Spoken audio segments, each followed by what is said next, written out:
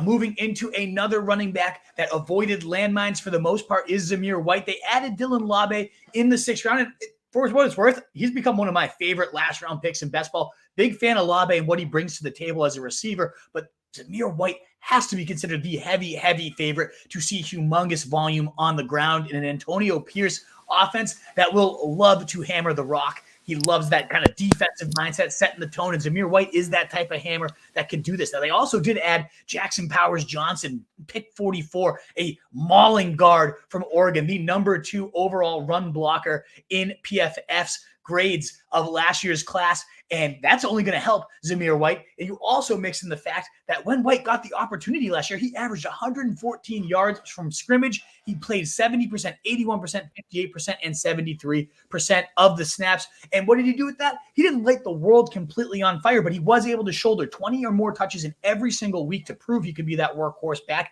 And he never dipped below 13 fantasy points, was the running back 12, 16, 16, and 20.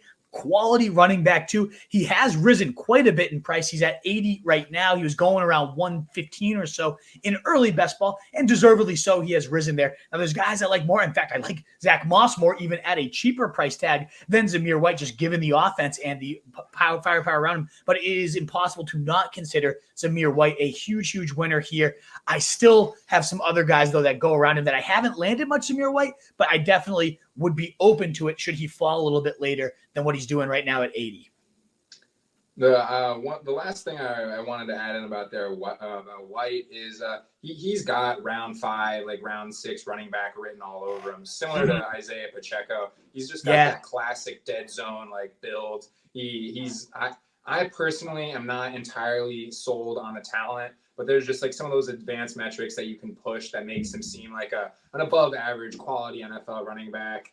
And there's little competition. This just seems like a guy that's going to get pushed up throughout the summer. So I'm looking to build out my portfolio on White now, just because I'm not super interested in him just as a player. So I wrote about that in the market report article. You can find that over at rotostreetjournal.com. Came out last night.